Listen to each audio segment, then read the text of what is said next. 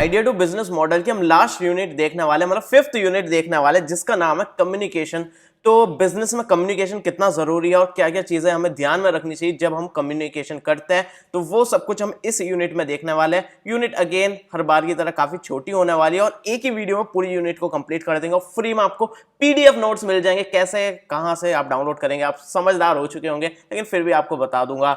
तो यहाँ पर कम्युनिकेशन की जो ये हमारी यूनिट है, इसमें सबसे पहले हम देखेंगे इंपॉर्टेंस ऑफ कम्युनिकेशन सिस्टम। उसके बाद देखेंगे कौन कौन से बैरियर्स होते हैं जो हमारे कम्युनिकेशन के बीच में आते हैं, और लोगों को सुनना कितना जरूरी होता है एक बिजनेस में, वो हम देखने वाले हैं। और बोलने की क्या शक्ति होती है, हम बोलकर क्या क्या कर सकते हैं, वो सब कुछ देखने वाला है। और पर्सनल सेलिंग क्या होता है, रिस्क टेकिंग और रेजिलियंस क्या होता है, नेगोशिएशन क्या होता है, ये सब देखने वाले हैं। तो कम्युनिकेशन एक बिजनेस में कितना जरूरी होता है और क्या क्या चीजें ध्यान में रखनी चाहिए, वो सब कुछ हम इस वीडियो में देखने वाले हैं। देखो, हम कम्युनिकेशन के बारे में बात कर रहे हैं तो सबसे पहले पता होना चाहिए कम्युनिकेशन होता क्या है। देखो, कम्युनिकेशन का मतलब होता है किसी भी इंफॉर्मेशन को या फिर कोई मैसेज को एक्सचेंज करना, शेयर करना या फिर एक्सचेंज करना।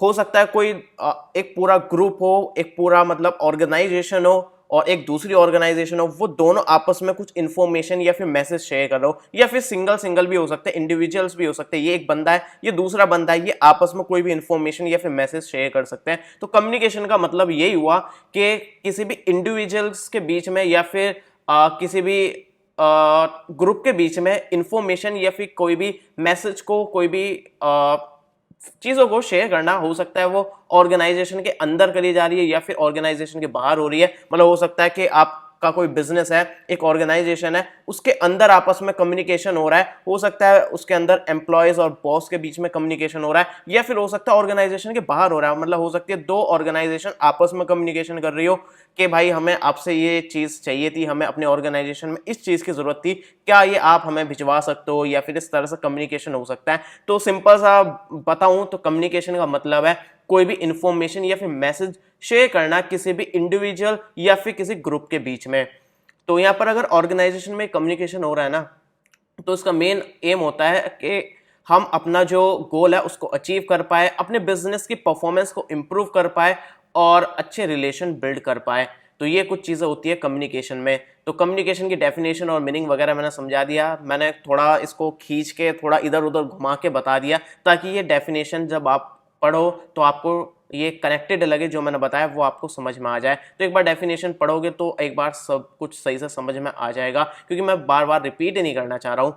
देखो, कम्युनिकेशन की प्रोसेस क्या होती है, ये आपने ना भाई साहब पता नहीं कितनी बार देख लिया होगा। फर्स्ट ईयर में देख लिया होगा सॉफ्ट स्किल्स में, आपने टेक्निकल कम्युनिकेशन में देख लिया होगा, काफी बार देख लिया होगा। तो ये प्रोसेस होती है कम्युनिकेशन की, जिसमें लगभग 5 स्टेप होते हैं। इसके अलावा और भी चीजें ऐड कर सकते हो, जैसे चैनल में आप नॉइज ऐड कर सकते हो, फीडबैक ऐड कर सकते हो, ये चीज आप एक्स्ट्रा ऐड कर सकते हो। ये वैसे सिलेबस में दे नहीं रखा, लेकिन फिर भी मैंने एक्स्ट्रा आपको ये ऐड करके दे दिया, ताकि एक बार आप माइंड में एक बार रिवाइज कर लो कि 5 स्टेप्स होते थे। अगर पूछ ले कोई तो आप आंसर कर पाओ।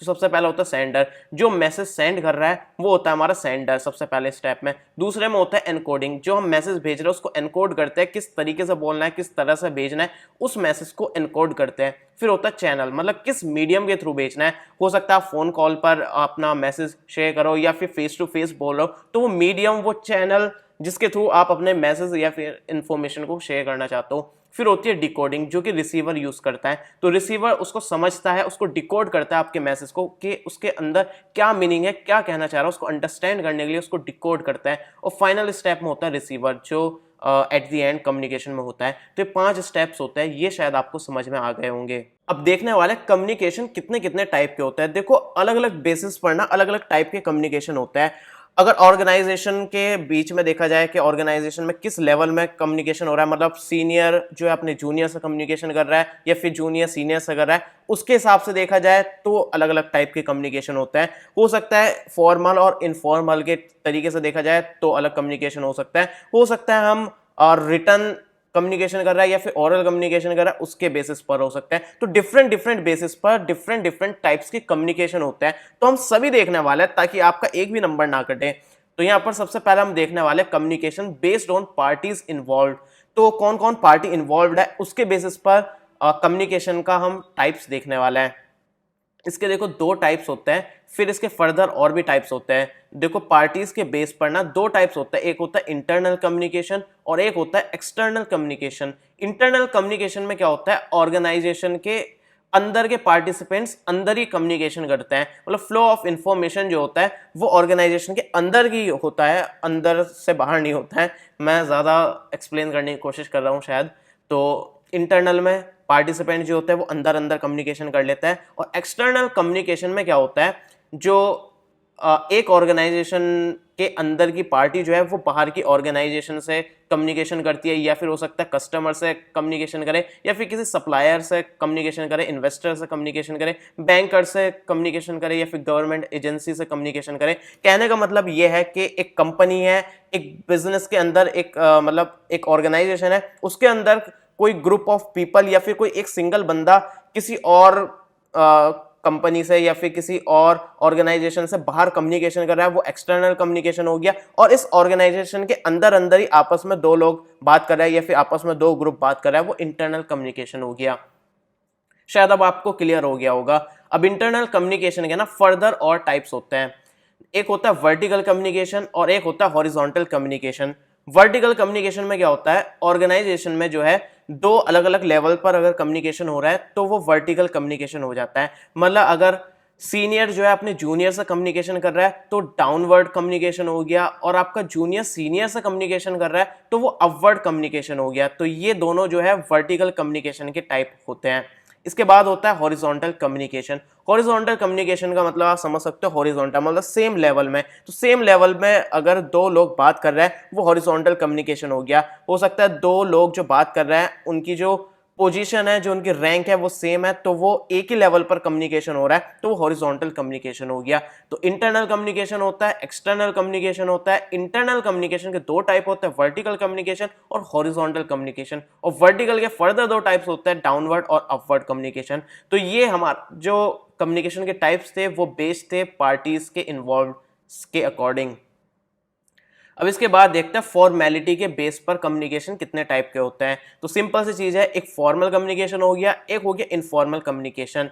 तो फॉर्मल कम्युनिकेशन में जो होता है कुछ रूल्स और प्रोसीजर फॉलो करने पड़ते हैं ऑर्गेनाइजेशन के। मान लो अगर आपको आप सॉफ्टवेयर बनाने की किसी ऑर्गेनाइजेशन में हो, तो अगर आप एक नॉर्मल से एम्प्लॉय हो और आपको अपने बॉस से कुछ कम्युनिकेशन करना है कि यार हमारा जो सॉफ्टवेयर बन रहा है इसमें कुछ इशू है, कुछ बड़ी बात करनी है मुझे, तो वो जाकर अपने बॉस से नहीं बोल देगा कि सर ऐसा ऐसा बात है, ऐसा ऐसा कुछ बात करनी है। तो उसको कुछ प्रोसीजर फॉलो करने पड़ेंगे, कुछ रूल्स फॉलो करने पड़ेंगे अपने बॉस से बात करने के लिए। वो हो सकता है पहले एप्लीकेशन लिख कर दे, फिर वो एप्लीकेशन देखे बॉस, फिर बाद में उसको बुलाए कि हाँ बताओ क्या बात करनी थी। तो ये एक तरह का फॉर्मल कम्युनिकेशन हो गया। इसके बाद होता है इनफॉर्मल कम्युनिकेशन। इसमें कोई फॉलो नहीं करने पड़ते कोई रूल्स प्रोसीजर वगैरह को। तो इस जैसे बॉस को अपने एम्प्लॉय से कम्युनिकेशन करना है, वो जाकर बोलेगा हाँ भाई इधर आ, तूने ये क्या करा और तू क्या कर रहा है, मतलब वो डायरेक्टली कर सकता है, कुछ एप्लीकेशन लिखनी नहीं पड़ेगी या फिर कोई परमिशन नहीं लेनी पड़ेगी, इनफॉर्मल कम्युनिकेशन कर लेगा डायरेक्टली जाकर। तो ये दो कम्युनिकेशन होता है, फॉर्मल इनफॉर्मल, फॉर्मेलिटी के बेस्ड पर। अब इसके बाद जो है हम और कम्युनिकेशन देखें तो communication based on method of delivery के अकॉर्डिंग देखा जाए, किस तरह से हम मैसेज को डिलीवर कर रहे हैं, किस तरह से हम कम्युनिकेशन कर रहे हैं, उसके अकॉर्डिंग देखा जाए तो तीन तरह के होते हैं। एक होता है वर्बल कम्युनिकेशन, एक होता है नॉन वर्बल कम्युनिकेशन, एक होता है विजुअल कम्युनिकेशन। तो वर्बल कम्युनिकेशन आप अच्छे से जानते हो, जिसमें हम बोलकर कम्युनिकेशन कर रहे हैं या फिर लिखकर कम्युनिकेशन कर रहे हैं, मतलब वर्ड्स का किसी लैंग्वेज का हम यूज कर रहे हैं, तो वो वर्बल कम्युनिकेशन हो गया। नॉन वर्बल कम्युनिकेशन में क्या करते हैं, हम कोई लैंग्वेज का यूज नहीं करते, ना हम कुछ बोलते हैं ना कुछ लिखते हैं, लेकिन फिर भी कम्युनिकेशन कर लेते हैं। कैसे भाई, आंखों से आंखें मिलाकर, इशारे करके, एक आंख इधर उधर करके, जैसे हाँ बोलना है तो गर्दन नीचे कर दी, जेस्चर्स यूज कर लिए, ना करना है तो गर्दन हिला दी, तो इस तरह से जेस्चर्स यूज कर लिए। टोन ऑफ वॉइस यूज कर सकते हैं, ऊंची आवाज में हूँ हाँ हाँ इस तरह से आवाज से हम कम्युनिकेशन कर सकते हैं, या फिर फेशियल एक्सप्रेशन से कर सकते हैं, ऐसे एक आंख ऊपर नीचे करके, मतलब अजीब से करके, मतलब इस तरह से हम बिना लिखे बिना बोले जो कम्युनिकेशन करते हैं वो नॉन वर्बल कम्युनिकेशन में आ जाता है। अब एक और कम्युनिकेशन कर सकते हैं हम जिसमें हम दोनों ही चीज का यूज नहीं करें, ना हम बोल लेंगे ना हम कुछ लिखने वाले हैं ना कुछ इशारे करने वाले हैं, हम कर सकते हैं यूज विजुअल्स का। तो विजुअल कम्युनिकेशन में क्या करेंगे, हम विजुअल एड्स की हेल्प लेंगे, कुछ जैसे कि ग्राफ्स यूज हमने कर लिए, चार्ट्स का यूज कर लिया, डायग्राम दिखाकर हमने दिखा दिया या फिर कोई वीडियो प्ले करके दे दी, तो इस तरह से भी कम्युनिकेशन हम कर सकते हैं।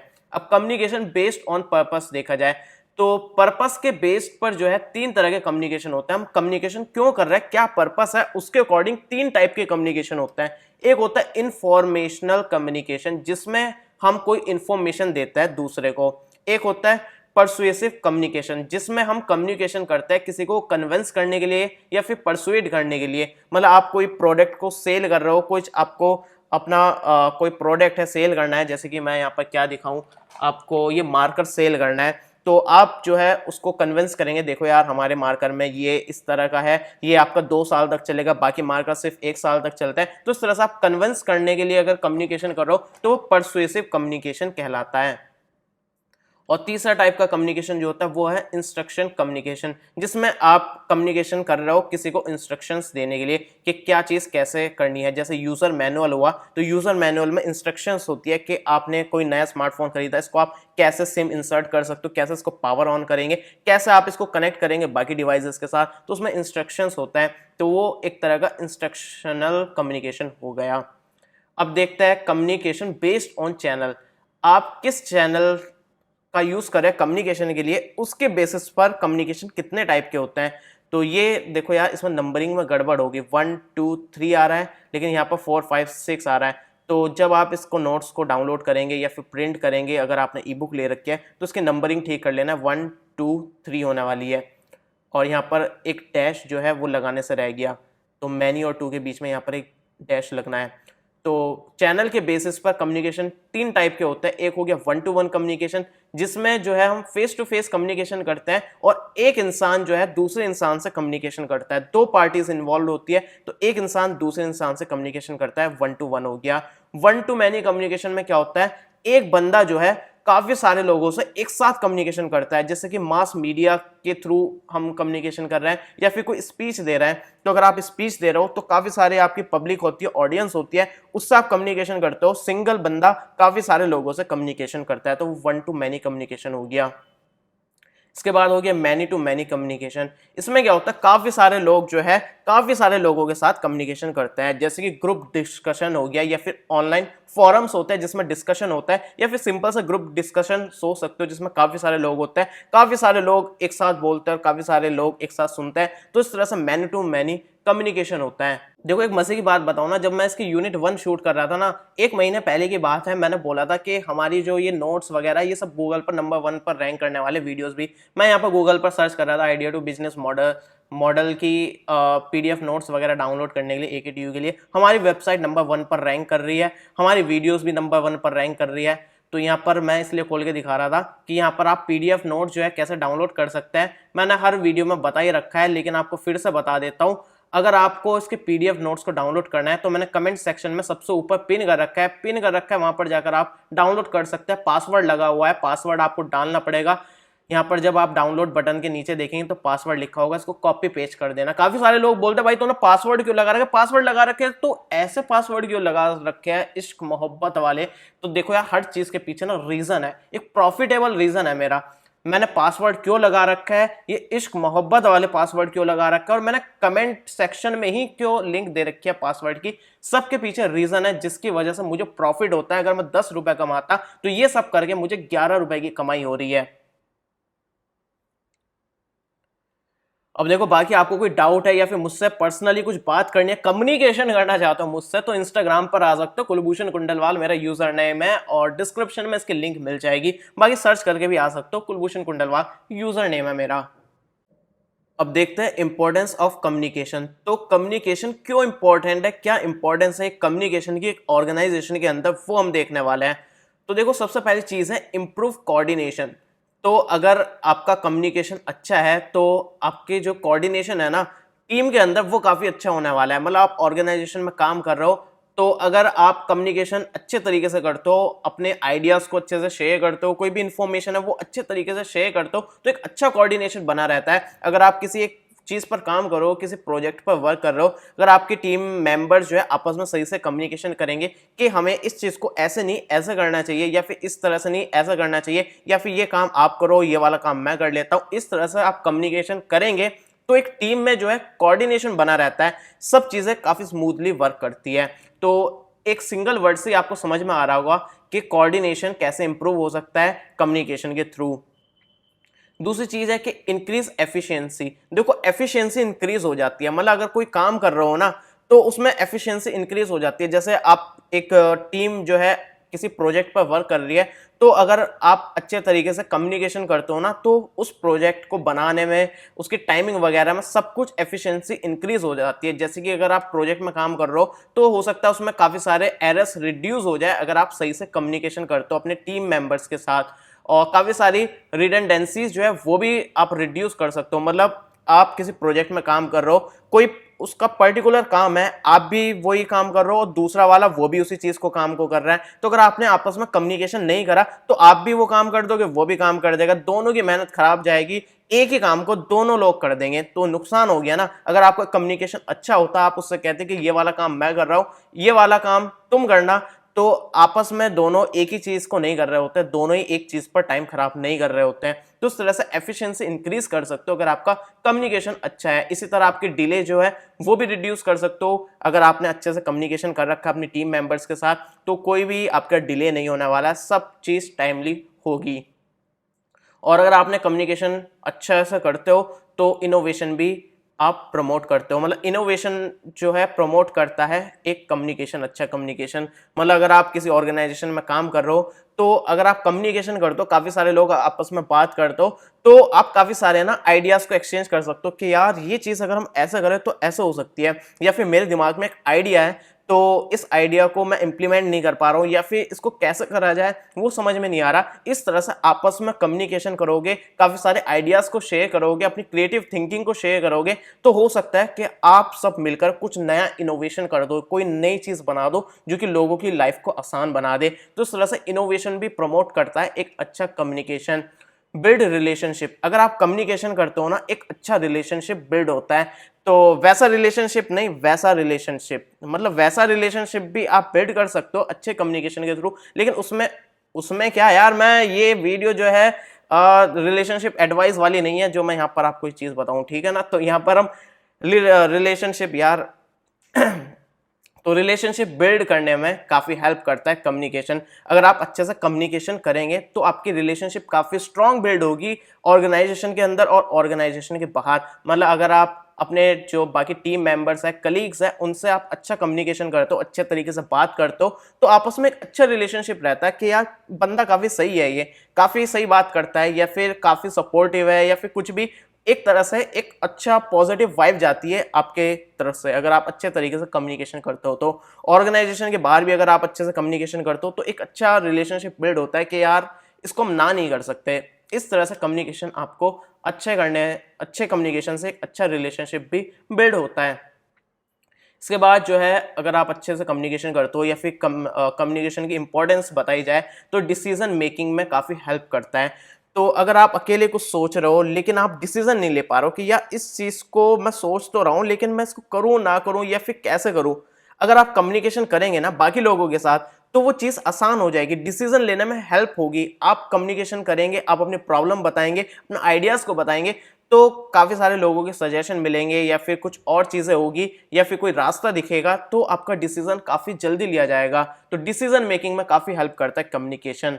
और एनहेंस कस्टमर सेटिस्फेक्शन, कस्टमर का सेटिस्फेक्शन भी इंक्रीज होता है अगर कम्युनिकेशन करते हो अपने कस्टमर्स के साथ और कस्टमर्स की सुनते हो और कस्टमर्स को फीडबैक जो मिला है कस्टमर से उसका रिप्लाई देते हो। मतलब अगर आप कहीं से भी अगर शॉपिंग करते हो, जैसे अमेजोन से शॉपिंग करते हो, तो वहाँ पर आप अगर कोई प्रॉब्लम होती है तो कस्टमर केयर से बात करते हो, वो आपको जवाब देता है। इस तरह से अगर कम्युनिकेशन चलता है ना किसी भी कस्टमर के और ब्रांड के बीच में, किसी बिजनेस के बीच में, तो कस्टमर जो है सेटिस्फाइड रहता है। इसके बाद जो है 7th पॉइंट वो है प्रमोट ट्रांसपेरेंसी। तो अगर आप कम्युनिकेशन कर रहे हो ना तो किसी के मन में डाउट नहीं रहता, किसी के मन में डाउट है कि यार ये चीज़ ऐसी क्यों हुई है या फिर क्या है, तो आप अगर बात करोगे तो आपको जवाब मिल जाएगा। इसी तरह किसी के भी मन में कुछ डाउट रहता है या फिर कुछ भी रहता है तो वो कम्युनिकेशन के थ्रू दूर करा जा सकता है। अगर कोई भी डाउट नहीं रहेगा, सब कुछ क्लियर रहेगा, तो ट्रांसपेरेंसी प्रमोट होती है, मतलब सब कुछ ट्रांसपेरेंट रहेगा। इसके वजह से ट्रस्ट भी बिल्ड होता है, क्रेडिबिलिटी भी बिल्ड होती है।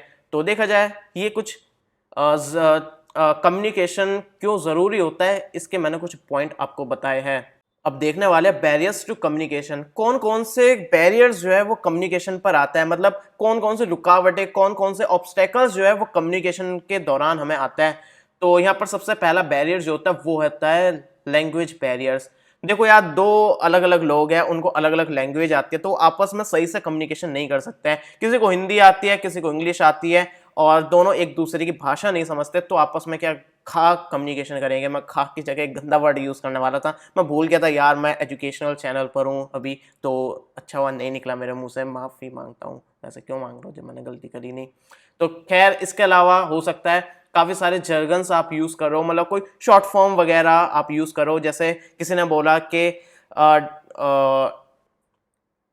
डू इट ASAP, तो उसे समझ में नहीं आया ASAP क्या, उसने बोला एज सून एज पॉसिबल, लेकिन उसे समझ में नहीं आया कि शॉर्ट फॉर्म ASAP क्या होता है। तो इस तरह के जर्गन्स या फिर शॉर्ट फॉर्म्स वगैरह यूज करता है तो भी समझ में नहीं आएगा। तो इस तरह से हो सकता है एक दूसरे की लैंग्वेज समझ में नहीं आती हो, या फिर आप जर्गन्स यूज कर रहे हो, तो इस वजह से कम्युनिकेशन में एक बैरियर आ जाता है। उसके बाद आता है कल्चरल बैरियर्स। हो सकता है जो दो लोग आपस में कम्युनिकेशन कर रहे हो ना, डिफरेंट डिफरेंट कल्चरल बैकग्राउंड से बिलोंग करते हो, और वो एक दूसरे के कल्चर को समझते नहीं हो, इस वजह से कम्युनिकेशन में एक बैरियर आ जाता है, एक दूसरे की बात को समझ में नहीं आ सकता है। अब समझ आने के लिए हो सकता है जैसे कि किसी के कल्चर में बॉडी लैंग्वेज जो होती है वो अलग होती है, लेकिन सामने वाले को लगेगा यार कैसे बॉडी लैंग्वेज में बात कर रहा है। या फिर हो सकता है टोन ऑफ वॉइस अलग हो। मान लो एक हरियाणा साइड का बंदा बात कर रहा है एक लखनऊ के बंदे से, लखनऊ वाला आप करके बात करता है, और हरियाणा वाला तू से बात करेगा, तू कहाँ जा रहा है, या इस तरह से बात करेगा। तो उसने बोला तू कहाँ जा रहा, तो वो लखनऊ वाले को लगेगा कि यार ये तो तू तड़ाक से बात कर रहा है, पता नहीं कैसे बदतमीजी से बात कर रहा है। तो इस तरह कल्चरल बैरियर आ जाता है, जब एक दूसरे के कल्चर को हम समझ नहीं पाते हैं तो एक बैरियर आ जाता है। इसके बाद आता है फिजिकल बैरियर। तो हो सकता है कि यार आप बहुत दूर दूर खड़े हो और आपस में कम्युनिकेशन करो, तो गैप इतना है, मतलब इतनी दूरी है कि आप जो है आपस में एक दूसरे की आवाज जो है क्लियरली नहीं आ पा रही है। या फिर ऐसा हो सकता है कि नॉइस ज्यादा है, मतलब आप काफी भीड़ और पब्लिक वाली एरिया में बात करो, काफी क्राउडेड, एक मार्केट में गए हो आप, दो लोगों को काफी शोर मच रहा है, और आपस में जब बात कर रहे हो तो समझ में नहीं आ रहा कि आप क्या बोल रहे हो, तो इतना शोर में भी आवाज नहीं आ रही। तो इस तरह से फिजिकल कुछ बैरियर्स होते हैं जिसकी वजह से कम्युनिकेशन इफेक्टिव तरीके से नहीं हो पाता है। इसके बाद आता है साइकोलॉजिकल बैरियर। देखो, हो सकता है जब आप कम्युनिकेशन करो, किसी से बात करो, हो सकता है उस टाइम आप गुस्से में हो, या फिर आपका इंटरेस्ट ना हो सामने वाले को सुनने के लिए, तो इस तरह से भी बैरियर आ सकता है। हो सकता है आप गुस्से में हो और गुस्से में बात कर रहे हो, तो उसको भी यार सही से समझ में नहीं आएगी आपकी बात, और अगर आप गुस्से में हो तो उसकी बात सुन रहे हो तो वो उसको आप निगेटिव तरीके से लोगे। मतलब देखा जाए, अगर आप साइकोलॉजिकल सही नहीं हो ना, गुस्से में हो या फिर इंटरेस्ट नहीं ले रहे हो, या फिर एंजाइटी है, या फिर किसी चीज़ का फियर है, तो आपको चीज़ समझ में नहीं आएगी, एक अच्छा कम्युनिकेशन नहीं हो पाएगा। इसके अलावा ऑर्गेनाइजेशनल बैरियर्स भी होते हैं। मतलब जैसे मैंने बताया था ना कि अगर आपको अपने बॉस से बात करने काफ़ी सारे प्रोसीजर फॉलो करने पड़ेंगे, या फिर एप्लीकेशन लिख कर देनी पड़ेगी, या फिर उसने कह दिया मुझे मेल कर दो, आप जो भी आपको प्रॉब्लम है, आप मेल में वो सही तरीके से बता नहीं पा रहे हो, इस तरह से ऑर्गेनाइजेशनल बैरियर्स भी होते हैं। इसके अलावा टेक्नोलॉजिकल बैरियर्स भी होते हैं। मान लो आप किसी से फ़ोन कॉल पर बात कर रहे हो, फ़ोन कॉल पर जैसे आपने कॉल लगाई, आप हेलो हाय कर रहे हो, उसके बाद देखा नेटवर्क इशू आ रहा है, आवाज़ कट कट के आ रही है, तो सर टेक्नोलॉजिकल बैरियर्स की वजह से कम्युनिकेशन सही तरीके से नहीं हो पाता है। और बाकी पर्सनल बैरियर्स भी हो सकते हैं काफ़ी सारे। हो सकता है आपकी लिसनिंग स्किल जो है वो अच्छी नहीं है, या फिर आपकी कम्युनिकेशन स्किल ही अच्छी नहीं है, या फिर जिससे आप बात करो उस पर आप ट्रस्ट नहीं कर पा रहे हो। आप उस पर जब ट्रस्ट नहीं कर पाओगे तो उसकी बातों को समझोगे नहीं, ना उसकी बातों को मानोगे, तो इस तरह से कुछ पर्सनल बैरियर्स भी होते हैं। अब देखते हैं लिसनिंग टू पीपल। अब देखो यार, लिसनिंग जो है काफ़ी ज़रूरी होता है, और अगर आप बिजनेस में अच्छे से सुनते हो ना किसी को, तो काफ़ी सारी चीज़ें जो है अच्छे तरीके से हो पाती है। अब देखो, लिसनिंग जो है वो कम्युनिकेशन का पार्ट है, तो लिसनिंग क्यों ज़रूरी है, कैसे ज़रूरी है, वो उतना ही, मतलब इसमें भी आप वही पॉइंट्स लिख सकते हो जो हमने इंपॉर्टेंस ऑफ कम्युनिकेशन में लिखे थे। इंपॉर्टेंस ऑफ कम्युनिकेशन, कम्युनिकेशन में क्यों ज़रूरी होता है अच्छे से कम्युनिकेशन करना, क्या फ़ायदा होता है, क्या इंपॉर्टेंस होती है कम्युनिकेशन की, उसी तरह से लिसनिंग जो है उसी का एक सबसेट है। तो उसके जो पॉइंट्स थे ना, वो कुछ आप यहाँ पर लिख सकते हो। यहाँ पर कुछ पॉइंट्स आपको रिपीटेड लगेंगे नीचे, वो मैं आपको बता दूंगा। तो फिलहाल यहाँ पर लिसनिंग टू पीपल जो है कितना ज़रूरी होता है, लोगों को सुनना कितना ज़रूरी होता है, उसके बारे में देखते हैं। बिल्डिंग रिलेशनशिप्स, तो देखो, अगर आप अच्छे से सुनते हो ना किसी को, एक्टिव लिसनिंग करते हो, तो आप सामने वाले को काफ़ी अच्छे तरीके से समझते हो, उसकी बातों को अच्छे से समझते हो, क्या कहना चाह रहा है वो अच्छे से समझ सकते हो। इसकी वजह से आपके क्लाइंट के साथ, कस्टमर्स के साथ, एम्प्लॉयज़ के साथ, स्टेक होल्डर्स के साथ काफ़ी अच्छी रिलेशनशिप बिल्ड होती है। और इसके बाद अगर आप अच्छे से सुनते हो, चीज़ों को समझते हो, तो एक दूसरे पे ट्रस्ट भी इंक्रीज होता है, और ट्रस्ट बढ़ेगा तो बाकी चीज़ें, सब चीज़ें और आसान हो जाती है। अंडरस्टैंडिंग कस्टमर्स नीड, अगर देखो आप कस्टमर्स को अच्छे से सुनोगे ना, उनके फीडबैक्स को सुनोगे, तो आप कस्टमर्स की नीड को समझोगे। अगर आपने कस्टमर्स को जान लिया उनको क्या चाहिए, तो आप अपने प्रोडक्ट में वो चीज़ डालकर दे सकते हो, और देखना आपका बिजनेस ज़्यादा ग्रोथ करेगा, ज़्यादा आपको अच्छी इंसाइट्स मिलेगी। तो अगर आप अपने कस्टमर्स को सही से सुनते हो, एक्टिवली सुनते हो, तो आप अपने प्रोडक्ट को वैसा डेवलप कर सकते हो उनकी रिक्वायरमेंट के हिसाब से, और आपको अच्छा आउटपुट मिलेगा, मतलब आपके प्रोडक्ट्स वगैरह ज़्यादा सेल होंगे। रिजॉल्विंग कॉन्फ्लिक्ट्स, देखो काफ़ी बार ऐसा होता है ना, काफ़ी सारे लोगों में या फिर इंडिविजुअल्स में, यहाँ पर कुछ लोगों के बीच में मिसअंडरस्टैंडिंग रहती है। तो अगर आप अपने दिमाग में रखते हो कि यार मैंने तो ये सुना था, ऐसा था, तो आपके अंदर मिसअंडरस्टैंडिंग रहेगी। लेकिन अगर आप कम्युनिकेशन करोगे, उससे सुनोगे, वो उसकी बात सुनोगे सामने वाले की, वो क्या कह रहा है, सुनने के बाद आपके काफ़ी सारे मिसअंडरस्टैंडिंग्स दूर हो सकती है, और काफ़ी सारे कॉन्फ्लिक्ट्स जो है वो रिजॉल्व हो सकते हैं। तो रिजॉल्विंग कॉन्फ्लिक्ट्स जो होता है वो आपका लिसनिंग के थ्रू हो सकता है। फोर्थ है इंप्रूविंग डिसीजन मेकिंग, ये हमने इंपॉर्टेंस ऑफ कम्युनिकेशन में देखा था।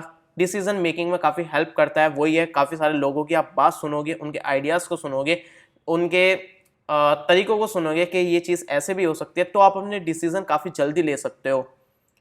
एनहेंसिंग प्रोडक्टिविटी, प्रोडक्टिविटी इंक्रीज हो जाएगी, ये भी हमने ऊपर इंपॉर्टेंस ऑफ कम्युनिकेशन में देखा था कि प्रोडक्टिविटी कैसे इंक्रीज हो सकती है अगर आप अपने टीममेट की बात सुनोगे। और ये सब चीज़ें ऊपर देख ली थी, मैं रिपीट ही नहीं करना चाह रहा हूँ, सेम वही पॉइंट है।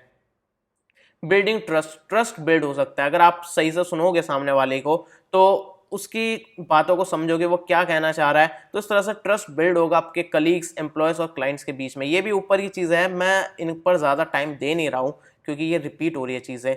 इनकरेजिंग इनोवेशन, इनोवेशन को आप इनकरेज करते हो अगर अगर आप अच्छे से सुनते हो तो वही बात है, अगर आप लोगों को सुनोगे, उनके डिफरेंट डिफरेंट पर्सपेक्टिव्स को सुनोगे, उनका क्या सोचना है किसी चीज़ को लेकर, तो आपके माइंड में ना एक स्पार्क उठेगी, एक आइडिया की स्पार्क उठेगी, कोई इनोवेशन या फिर क्रिएटिविटी आपके माइंड में स्ट्राइक होगी कि हाँ यार, ये जो बंदा कह रहा है ये सही कह रहा है, या फिर इसको ऐसा करा जाए तो वैसा हो सकता है। तो इस तरह से इनोवेशन को इनकरेज करता है एक्टिव लिसनिंग, या फिर अच्छे से सुनना लोगों को।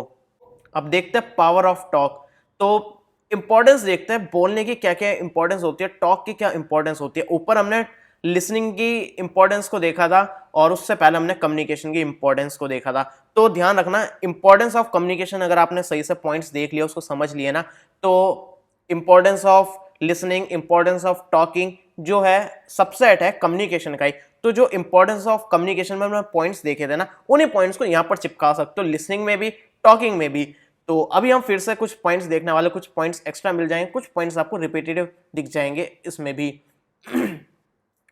तो अब देखते हैं सबसे पहले making a good first impression. अगर देखो, अगर आप अच्छे तरीके से बोलते हो ना, अगर आपने अपने बोलने के तरीके से सामने वाले को मतलब अपना इंप्रेशन अच्छा जमाना चाहते हो ना कि यार क्या बंदा है, या फिर क्या बोलता है, या फिर यार क्या बात कह दी, मजा ही आ गया, तो ये चीज होती है। अगर आप अच्छे तरीके से बोलते हो तो आप अपना एक अच्छा इंप्रेशन बना सकते हो फर्स्ट टाइम जब आप किसी से मिल रहे हो या फिर बात कर रहे हो। तो अगर आप कोई डील कर रहे हो, तो अगर आप डील करते टाइम अच्छे से आपने बोला, अच्छे से समझाई चीज को, तो हो सकती है आपकी डील ब्रेक हो जाए। मतलब आप जो है अ, अगर आप किसी ऑर्गेनाइजेशन में कोई डील ब्रेक कर रहे हो, आपस में कुछ डील चल रही है, तो अच्छे से कम्युनिकेशन करोगे, अच्छे से बोलोगे, तो डील क्रैक कर सकते हो। जैसे कि एग्जांपल के लिए बता दूं, अगर जैसे काफ़ी सारी ब्रांड जो होती है, वो मेरे साथ कोलैबोरेशन करने के लिए या फिर ब्रांड प्रमोशन के लिए जो आती है, काफ़ी बार ऐसा होता है कि उनका बजट काफ़ी कम होता है, लेकिन वो यार उनका कम्युनिकेशन करने का इतना अच्छा तरीका होता है ना, कि भाई मैं कहता हूँ चलो यार इतने में ही कर लेता है, इतना बोल रहे हो तो, मतलब इतना अच्छे तरीके से कम्युनिकेशन करते हो, इतने अच्छे तरीके से बोलते हैं, तो हाँ मैं हो जाता हूँ चलो यार कोई नहीं, सस्ते में ही कर देंगे। तो इस तरह से अगर आप फर्स्ट इंप्रेशन अच्छा जमाना चाहते हो, तो बोलने का तरीका सीखना होगा। परसुएशन, देखो यार बोलना अगर आपको आता है ना तभी आप किसी को कन्विंस कर सकते हो। अगर आप मार्केट में कोई प्रोडक्ट बेचने गए ना, अगर आपको बोलना ही नहीं आ रहा कि आपको ये प्रोडक्ट क्यों खरीदना चाहिए, क्या फायदा होगा इस प्रोडक्ट को खरीद के, अगर आप यही नहीं समझा पा रहे हो, बोल नहीं पा रहे हो उस चीज को, तो कौन आपके प्रोडक्ट को खरीदेगा? आप उसको कैसे कन्विंस करेंगे कि आप मेरा ही प्रोडक्ट खरीदो, बाकी प्रोडक्ट से अच्छा प्रोडक्ट मेरा है? तो परसुएशन में काफी जरूरी होता है अच्छे से बोलना। इसके अलावा होता है नेगोशिएशन। आप करते हो ना कि यार आपको कोई प्रोडक्ट को सेल करना है, मान लो यही सेल कर रहा हो, या मार्कर उठा लेता हूँ मैं, या हाइलाइटर, मार्कर हमने पहले देख लिया था, इस पर हाइलाइटर को देखता है। आप गए अपने हाइलाइटर को बेचने, आपने इसकी प्राइस रखी 15 रुपए, तो आपने अपने कस्टमर को कहा कि भाई 15 रुपए में दूंगा, ये मार्कर काफी बढ़िया अच्छा चलेगा। वो कहता नहीं यार मैं 13 रुपए दूंगा इसके। आपने बोला नहीं देखो यार हमारा नुकसान हो जाएगा, आप इसको 15 रुपए में ले लो, क्योंकि मार्कर काफी अच्छी क्वालिटी का प्रीमियम मार्कर है ये। वो बोलेगा नहीं यार मैं 13 रुपए ही दूंगा। तो आप बोलोगे कि नहीं यार आप 14 रुपए ले लो, लेकिन हम चाहते हैं कि आप इस मार्कर को यूज करो, क्योंकि आप एक बार इस मार्कर को यूज करोगे फिर दोबारा हटने नहीं वाले हो। तो फिर वो कहेगा चलो ठीक है 14 में मैं आपको दे देता हूँ। इस तरह से नेगोशिएशन हुआ। आपने कुछ आपस में बेनिफिट के लिए आपने अच्छे तरीके से बोला उसको कि यार लो इस मार्कर को, चलो आप 12 बोल रहे हो, सॉरी अगर आप 13 बोल रहे हो, मैं इसको 14 में देने के लिए तैयार हूँ। तो इस तरह से नेगोशिएशन आप जब भी कर पाओगे जब आपको बोलने का तरीका आता हो, किस तरह से कस्टमर से आप बात करोगे। तो नेगोशिएशन में काफ़ी हेल्प करता है एक अच्छी बोलने की स्किल्स। बाकी लीडरशिप, लीडरशिप में तो यार अगर आप लीडर हो, तो अगर आप लीडर हो और आपको बोलना ही नहीं आ रहा अपने टीममेट्स के साथ, अपने बाकी मेंबर्स के साथ, तो आप क्या खाक, मैं फिर से एक वर्ड यूज करने वाला था वो यूज कर ही लेता हूँ, कि आप क्या घंटा लीडर बनोगे अगर आपको बोलना नहीं आ रहा अपनी टीम के साथ, टीम मेंबर्स के साथ, तो आप क्या ही आप लीडर बन पाओगे। तो बोलना ज़रूरी होता है एक लीडर को। मान लो अगर आपकी कोई टीम है, आप लीडर हो, तो आपको अगर बोलना ही नहीं आ रहा, अगर आप बोलते हो कि हाउ द जोश, तो और बाकी आप बोल रहे हो हाउस द जोश, हाउस द जोश, ऐसे क्या मतलब बोला नहीं जा रहा ना, मतलब आपको बोलना आना चाहिए अच्छे तरीके से अपनी टीम के साथ। बाकी कोलैबोरेशन, अगर आप अच्छे से बोलते हो तो आप अच्छे अच्छे कोलैबोरेशंस कर सकते हो, अपने आइडियाज़ को अच्छे तरीके से शेयर कर सकते हो। अगर आपको बोलना आता है तो काफ़ी सारे आप सक्सेसफुल कोलैबोरेशन कर पाओगे।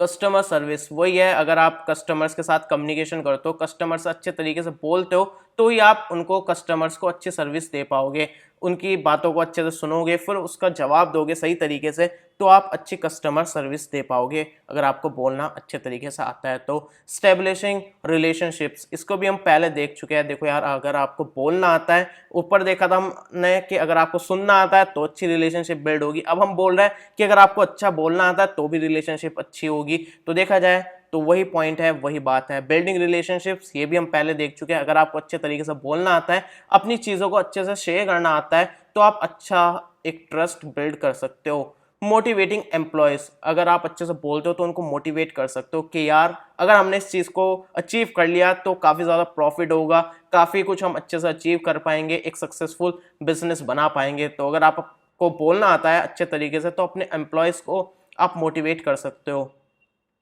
Building a strong brand image, अगर आप अच्छे से बोलना आता है तो अपनी ब्रांड की इमेज को बना सकते हो। अच्छे से बोलोगे कि हमारी ब्रांड जो है ये करती है, हमारी ब्रांड का ये प्रोडक्ट है, हमारी ब्रांड का ये हीरो प्रोडक्ट है, इस तरह से बात करोगे, अच्छे तरीके से बोलना आएगा, तो आप एक क्लियर इमेज बना पाओगे लोगों के बीच में और लोगों को समझा पाओगे कि हमारी ब्रांड क्या है। तो इस तरह से अच्छी और स्ट्रॉन्ग ब्रांड इमेज बना सकते हो, पॉजिटिव ब्रांड इमेज बना सकते हो। बाकी कॉम्पिटिशन से अपने आप को डिफ्रेंशिएट कर पाओगे अगर आपको अच्छे तरीके से बोलना आता है तो। क्लोजिंग डील्स, ये भी हमने ऊपर देख लिया, डील्स अच्छे से आप कोई भी क्रैक कर सकते हो अगर आपको बोलना अच्छे तरीके से आता है तो। अब देखते हैं पर्सनल सेलिंग। पर्सनल सेलिंग क्या होता है? ये एक प्रमोशनल टेक्निक होती है जिसमें सेल पर्सन जो होता है वो कस्टमर के पास डायरेक्टली जाता है, 1-to-1 कम्युनिकेशन होता है। मैं अगर कोई प्रोडक्ट को सेल करने जा रहा हूँ तो मैं डायरेक्ट कस्टमर के पास जाऊँगा कि इस बार हम कुछ दूसरा प्रोडक्ट उठाते हैं। मैं कुछ प्रोडक्ट, यार क्या उठाऊँ, चलो मैं यहाँ पर ये उठा लेता हूँ। ये एक विटामिन सी सीरम है, तो ये कोई प्रमोशन नहीं है, इसका प्रमोशन ऑलरेडी हो चुका है। तो यहाँ पर मैं इसको बेचने गया तो मैं डायरेक्टली कस्टमर के पास जाऊंगा, मैं उसको बताऊंगा कि यार नहीं, मतलब कि सर हमारे पास ये प्रोडक्ट है, इस तरह का प्रोडक्ट है, इससे ये फायदा हो सकता है, ये आपके पास होना ही चाहिए, अगर आपके पास नहीं है तो आप बहुत कुछ मिस कर रहे हो। तो इस तरह से 1-to-1 कम्युनिकेशन होगा। तो इसमें क्या होता है कि फेस टू फेस कम्युनिकेशन होगा, आपस में जाकर सामने से बात करते हैं, हम उसको अपने कस्टमर को कन्विंस करने की कोशिश करते हैं कि ये आप प्रोडक्ट खरीदो क्योंकि ये काफी जरूरी है आपके लिए। इसके बाद जो है एक अच्छे से हम पहले तो रिलेशनशिप बिल्ड करता है कि जैसे आपने देखा होगा ना, काफ़ी सेल पर्सन होते हैं कि आप तो मेरे बड़े भाई जैसे हो, इस तरह से मतलब अच्छे तरीके से रिलेशनशिप बिल्ड करता है ताकि एक अच्छे से ना कम्युनिकेशन हो पाए।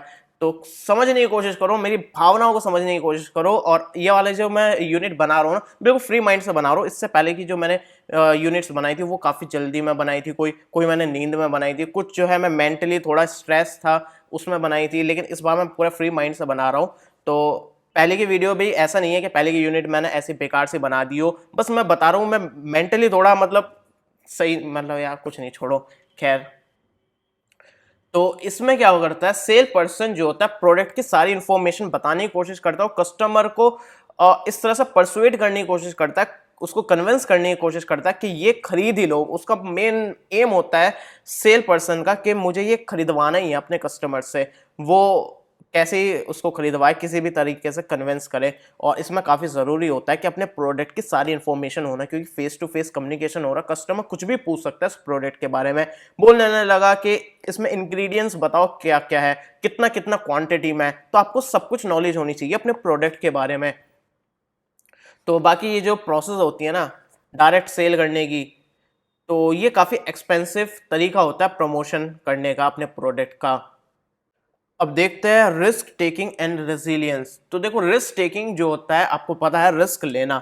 तो अगर आपको पता है कि इसमें यार नुकसान भी हो सकता है और फायदा भी हो सकता है, आपको पता होता है कि फेलियर के चांसेस है, तो वो हमारा रिस्क टेकिंग होता है। रेजिलियंस क्या होता है, यहाँ पर काफी सारे ना ऑब्स्टेकल्स आता है, काफी सारी रुकावटें आती है, काफी बार फेलियर्स भी आता है। तो खुद को तैयार रखना कि किस तरह से अगर सिचुएशन आ जाए तो हम किस तरह से उस चीज को हैंडल करेंगे और किस तरह से हम आगे बढ़ेंगे, उस डिफिकल्ट को किस तरह से साइड करेंगे और उस डिफिकल्टीज को कैसे फेस करेंगे। तो ये रेजिलियंस होता है। तो रिस्क टेकिंग और रेजिलियंस काफी जरूरी होता है एक सक्सेसफुल बिजनेस को बनाने के लिए। अब क्यों जरूरी होता है वो हम देखते हैं। अगर आप रिस्क लेते हो तो काफी सारी आप इनोवेटिव थिंग्स कर सकते हो। अगर आप रिस्क नहीं लोगे तो आप कुछ नया नहीं सोचोगे। अगर आप डर के मारे कि यार लॉस हो सकता है तो आप कुछ नहीं करोगे, ना कुछ सोचोगे। लेकिन अगर आपने रिस्क लिया, कोई चीज नई ट्राई करी, तो हो सकता है कि आप कोई इनोवेशन कर दो, कोई नई चीज ढूंढ लो जिसकी वजह से आपका जो बिजनेस है वो ग्रो कर पाए या फिर इंप्रूव हो पाए। इसके अलावा कॉम्पिटिटिव एडवांटेज आपको मिल सकता है अगर आप रिस्क नहीं लोगे ना। काफी सारे लोगों को पता है कि इस चीज को करने से शायद एक नई चीज हो सकती है, लेकिन कोई उसको करेगा नहीं, रिस्क नहीं लेना चाहेगा। लेकिन अगर आपने वो रिस्क ले लिया, वो चीज आपने कर दी ना रिस्क लेकर, तो भाई आप कंपटीशन को साइड में कर दोगे, आप कंपटीशन से काफी ऊपर पहुंच जाओगे अगर आपने उस चीज को कर लिया। तो ग्रोथ, अगर आप रिस्क लेते हो और रेजिलियंस की आपकी स्किल्स है, तो काफी सारी आपको ग्रोथ मिल सकती है आपके बिजनेस में। अगर आप रिस्क लेकर कोई नई चीज करोगे तो हो सकता है आप नए मार्केट को एक्सप्लोर करो, काफी सारे नए प्रोडक्ट्स को लॉन्च करो और अपने ऑपरेशंस को बढ़ा सको, मतलब अपने बिजनेस को बढ़ा सको, क्योंकि आपने कोई नई चीज करी है और उसको आपने मार्केट में उतारा है। तो आपको काफी ज्यादा ग्रोथ मिल सकती है अगर आपने रिस्क लेकर ऐसी चीज करी है। तो लर्निंग फ्रॉम फेलियर्स, देखो रिस्क लोगे, बाई एनी चांस अगर आपको सक्सेस नहीं मिली तो आपको फेलियर मिलेगा, और फेलियर जो होता है सक्सेस का एक पार्ट होता है। तो अगर आप रिस्क लेकर कुछ चीज़ करोगे और उसमें हो सकता है वो कुछ चीज़ वैसी ना हुई जैसा आपने सोची थी, तो आपको उससे कुछ सीखने को मिलेगा, अपनी मिस्टेक से कुछ सीखने को मिलेगा। फिर उस मिस्टेक को आप सुधारोगे, उसमें एडजस्टमेंट करोगे, फिर से ट्राई करोगे। तो इस तरह से आप अपने फेलियर से सीखोगे। तो एटलीस्ट अगर आप रिस्क लोगे तो ओवरकमिंग ऑब्स्टेकल्स, देखो अगर आप रिस्क लेते हो तो आपके अंदर रेजिलियंस की जो एक स्किल्स है, वो एक जो पावर है, वो आप में बिल्ड हो जाएगी। अगर आप रिस्क लोगे तो काफ़ी सारे आपको ऑब्स्टेकल्स मिलेंगे, काफ़ी सारे चैलेंजेस आप फेस करोगे, उनको कैसे फेस करना है, उससे कैसे आपको निकलना है, कैसे चीज़ें ठीक करनी है, वो आपके अंदर बिल्ड हो जाएगी। बिल्डिंग कॉन्फिडेंस, देखो रिस्क लोगे और आपके अंदर जो है कॉन्फिडेंस अलग ही बिल्ड हो जाता है। अगर आप रिस्क लेते हो तो काफ़ी सारे चैलेंजेस फेस करने की आपको आदत हो जाएगी, काफ़ी सारी चीज़ें कैसे सॉल्व करनी है, कैसे उस चीज़ों को सही करना है, वो आपके अंदर बिल्ड हो जाएगी। एक तरह से कॉन्फिडेंस आपके अंदर बिल्ड हो जाएगा। तो रिस्क टेकिंग और रेजिलियंस जो है वो दोनों ही ज़रूरी होता है एक सक्सेसफुल बिजनेस बनाने के लिए। अब देखो लास्ट टॉपिक है नेगोशिएशन। नेगोशिएशन क्या होता है? नेगोशिएशन हम ऊपर देख चुके हैं भाई।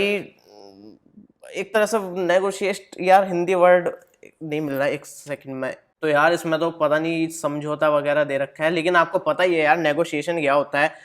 हम मोल भाव करना नेगोशिएशन हो गया। तो हमने ऊपर भी एग्जांपल लिया था जब मैं आपको मार्कर बेच के दिखा रहा था कि जब मैं इस मार्कर को 15 रुपए में बेच रहा था और कस्टमर को 13 रुपए में चाहिए था। तो नेगोशिएशन क्या होता है? इसमें हम डिस्कशन करते हैं और एक एग्रीमेंट में पहुंचते हैं दो पार्टीज के बीच में, जिनके डिफरेंट गोल्स होते हैं, डिफरेंट इंटरेस्ट होता है। इसमें क्या क्रिटिकल स्किल ये जो होती है क्रिटिकल स्किल होती है बिजनेस में, जिसमें म्यूचुअली बेनिफिट होता है दोनों का जब वो एग्री करते हैं एक चीज को लेकर। ये कुछ किताबी भाषा में डेफिनेशन वगैरह थी, ये आप देख लेना। मतलब ये है कि दो पार्टीज इन्वॉल्व होती है, जिसमें दोनों ही पार्टी जो होती है वो एक डिसीजन लेती है, एक म्यूचुअली एग्रीमेंट करती है कि ठीक है हम ये चीज ऐसे करने वाले हैं। अब ये दोनों जब एग्री होते हैं ना, इसमें दोनों का फायदा होता है, विन विन सिचुएशन होती है ये। अब मान लो मैं मार्केट में गया, मुझे बॉटल बेचनी है, तो अगर मैं कस्टमर का एग्जांपल ले रहा हूं मैं, हो सकता है मैं ऑर्गेनाइजेशन टू ऑर्गेनाइजेशन भी, बड़ी बड़ी डील्स के भी एग्जांपल ले सकता हूं, लेकिन जो चीज़ें आसानी से समझ में आ जाए मैं वैसा एग्जांपल लेता हूं। तो जैसे मुझे इस बॉटल को एक कस्टमर को बेचना है, तो ये बॉटल जो है मान लो 20 रुपए की है और मुझे अपने कस्टमर को ये 5 बॉटल्स बेचनी है, मतलब 100 रुपए की बॉटल्स होगी। तो मैं कस्टमर के पास जाऊंगा, मैं बोलूंगा कि यार मैं आपको ना ये बॉटल्स 5 बॉटल्स 90 रुपीज़ में दे दूंगा, वैसे ये 100 रुपीज़ की पड़ती है 5 बॉटल्स। लेकिन कस्टमर बोलेगा नहीं यार मुझे बाकी ब्रांड की तरफ से थोड़ी सस्ती पड़ जाएगी, 85 रुपीज़ की पड़ जाएगी, अगर आप 85 में मुझे दो तो मैं इस बॉटल को ले लूँगा। तो आपने बोला कि नहीं सर हमें ज़्यादा नुकसान हो जाएगा, हम ऑलरेडी आपको 10 रुपीज़ का डिस्काउंट दे रहा है, 100 की बॉटल्स आपको सिर्फ 90 रुपीज़ में दे रहा है। तो वो कस्टमर बोलेगा नहीं जी हम दूसरी ब्रांड की ले लेंगे। तो हम दूसरी ब्रांड की क्यों ना ले, आपकी क्यों ले बॉटल्स। तो यहाँ पर कस्टमर जो है, तो जो आप सेल कर रहे हो बॉटल्स को, तो बॉटल्स जब आप सेल करोगे तो उसको बोलोगे कि हमारी जो ब्रांड का प्रोडक्ट है ना, हमारी ब्रांड की जो बॉटल्स है ये उस 85 वाली ब्रांड से काफ़ी अच्छी है, इसकी क्वालिटी काफ़ी अच्छी है, आप चेक कर सकते हो, उसकी प्लास्टिक जो देख रहे हो ना वो काफ़ी अच्छी है। तो फिर इस तरह से आपने एग्री करा, फिर आपने बोला चलो ठीक है मैं आपको 85 रुपीज़ में ये बॉटल्स दे रहा हूँ। तो आपने भी अपनी 85 में बॉटल्स सेल कर दी, जबकि उसको दूसरी ब्रांड की भी 85 में ही पड़ रही थी, लेकिन आपने कुछ क्वालिटीज़ गिनवा कर 85 में ले ली। और जो कस्टमर था उसने भी चालाकी से 90 रुपीज़ की जगह 5 रुपये कम करा लिया और 85 रुपीज़ में खरीद ली, बल्कि आप 90 रुपीज़ में बेचना आए थे। तो दोनों का फायदा हो गया, आपको अपनी 5 बॉटल्स बेचनी थी विद प्रॉफिट, आपने प्रॉफिट के साथ अपनी बॉटल्स को सेल कर दिया। कस्टमर्स को एक अच्छी बॉटल्स चाहिए थी, उसको कम प्राइस में डिस्काउंट पर ये 5 बॉटल्स मिल गई। तो इस तरह से नेगोशिएशन होता है। तो नेगोशिएशन आप अच्छे से जानना चाहते हो ना, अपनी मम्मी के साथ मार्केट में कपड़े खरीदने चले जाना, आपकी मम्मी काफ़ी अच्छे तरीके से समझाएगी नेगोशिएशन क्या होता है, कैसे नेगोशिएट करते हैं। तो अगर आपके साथ कुछ एक्सपीरियंस हुआ है ऐसा, नीचे कमेंट में बताना, मैं जानना चाहता हूँ। जिसके मज़ेदार सा कुछ किस्सा होगा तो सबको मज़ा आ जाएगा, तो सबको मज़ा देना चाहिए। तो खैर यहाँ पर कुछ की पॉइंट्स हैं नेगोशिएशन से रिलेटेड। सबसे पहला गोल, देखो यार नेगोशिएशन में जो होता है क्लियर अंडरस्टैंडिंग और क्लियर गोल होना चाहिए, ऑब्जेक्टिव होना चाहिए दोनों पार्टीज का। जो सेल कर रहे हैं, मुझे बॉटल सेल करनी थी, मेरा ऑब्जेक्टिव था कि मुझे प्रॉफिट में इन बॉटल्स को सेल करना है, बिना लॉस के अपनी बॉटल्स ये 5 बेचनी है कैसे भी। कस्टमर का क्या था कि मुझे कम से कम प्राइस में इस बॉटल को खरीदना है, मुझे 5 बॉटल चाहिए, अच्छी ब्रांड की है, लेकिन मुझे सस्ते से सस्ता कराना है। तो दोनों का गोल जो है वो क्लियर होना चाहिए। प्रिपरेशन, देखो दोनों पार्टीज को ना पहले से तैयार रहना चाहिए।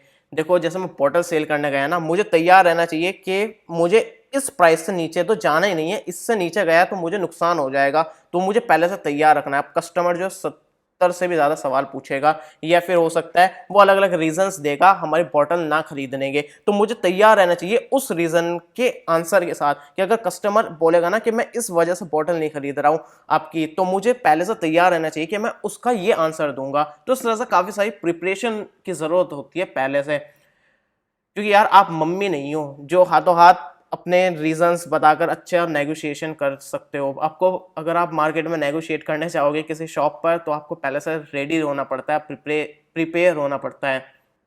इसके अलावा कम्युनिकेशन, देखो यार, नेगोशिएट जब तक नहीं कर पाओगे, जब तक आप अच्छे से बोल नहीं पाओगे, अच्छे से सुन नहीं पाओगे, तो कम्युनिकेशन ज़्यादा ज़रूरी होता है। एक नेगोशिएशन में सबसे ज़्यादा ज़रूरी होता है अच्छे से बोल पाओगे, जब भी आप अच्छे से कन्विंस कर पाओगे तो, और काफ़ी सारी चीज़ों को समझ पाओगे अगर आपकी कम्युनिकेशन स्किल अच्छी है तो। कॉम्प्रोमाइज़, देखो नेगोशिएशन में कॉम्प्रोमाइज़ करना पड़ता है।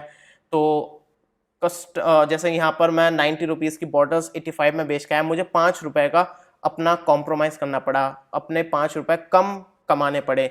कस्टमर को क्या करना पड़ा, उसको कॉम्प्रोमाइज़ में क्या करना पड़ा, उसको मेहनत करनी पड़ी, उसको ज़्यादा बहस करनी पड़ी, या फिर कुछ भी समझ लो, मतलब कॉम्प्रोमाइज़ करना पड़ता है। यहाँ पर तो इस एग्जांपल को मैं बता रहा था, बाकी और भी डील्स होती है बड़ी बड़ी जिसमें दोनों पार्टीज़ को काफ़ी ज़्यादा कॉम्प्रोमाइज़ करना पड़ता है। ट्रस्ट, देखो नेगोशिएशन के टाइम पर हमें ट्रस्ट रखना चाहिए एक दूसरे पर। और सबसे लास्ट चीज़ है विन विन आउटकम होता है। तो विन विन आउटकम होगा तो अच्छा रिलेशनशिप बिल्ड होगा। नेक्स्ट टाइम भी अगर आप उनसे कोई प्रोडक्ट को सेल करते हो या फिर कोलैब करते हो, तो अच्छा रिलेशनशिप बिल्ड करने के लिए आउटकम जो होना चाहिए वो विन विन होना चाहिए, मतलब दोनों का फायदा होना चाहिए, दोनों पार्टीज का फायदा होना चाहिए। और ये यूनिट और ये पूरा सब्जेक्ट जो खत्म हो गया, और मेरी यार आंख भर आई है। आपका और मेरा साथ यहीं तक नहीं था, इससे आगे भी हमारा साथ होने वाला है, क्योंकि और भी मैं कोर्सेज लाने वाला हूं, और भी सब्जेक्ट्स लाने वाला हूं। सब्सक्राइब नहीं करा तो सब्सक्राइब का बटन दबा दो, और लाइक नहीं करी इस वीडियो को तो लाइक का बटन दबा दो। जितनी जल्दी लाइक करोगे, काफी सारे, कितने सारे सब्सक्राइबर्स, मतलब जितने ज्यादा सब्सक्राइबर्स हो जाएंगे हमारे, हम जल्दी से जल्दी और भी सब्जेक्ट लेकर आने वाले हैं। बाकी आप लोग सजेशन में दे सकते हो नीचे कमेंट में कि कौन सा सब्जेक्ट हमें अगला लाना चाहिए। तब तक के लिए